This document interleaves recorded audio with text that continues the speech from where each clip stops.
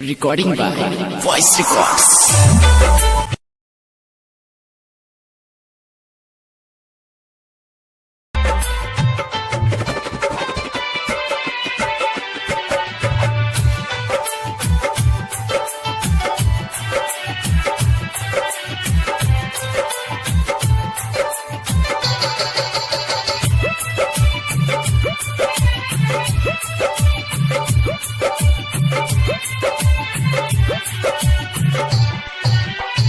ओढ़नी के हवा तहरा जहिया से लागल,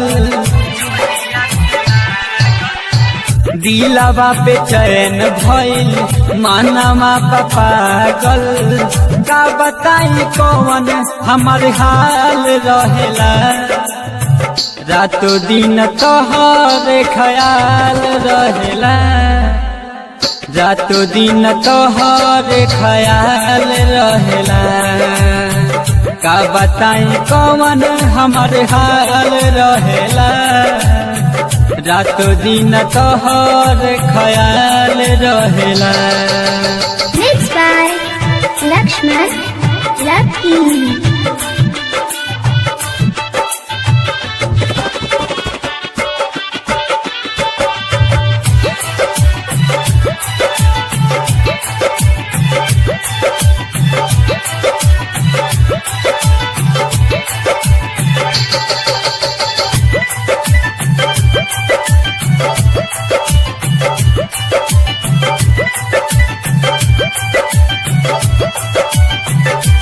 कौन कैलू तू हमारा पजादू, बस आवेलू तू ही नजरिया।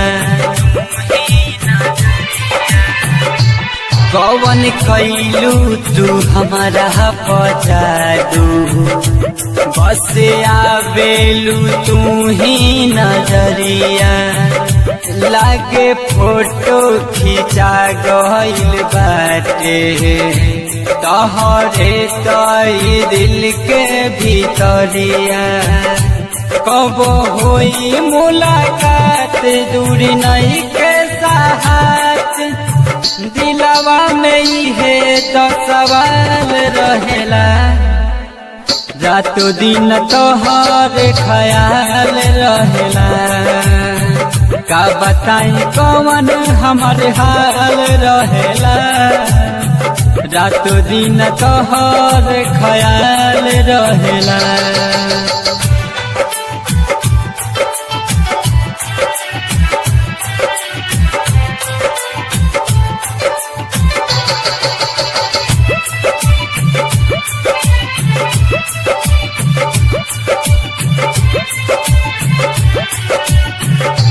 कहे सागिर सने ही रानी, कब आई मौसम सुहाना।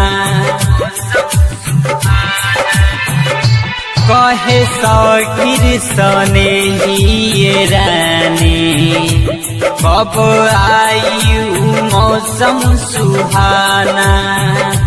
बस तोहरे के चाहेल दिल से, का बताई हो राहुल दीवाना। तू ही बन गइलू जान हमारो पहचान, कैलू तू जवन हो कमाल रहेला।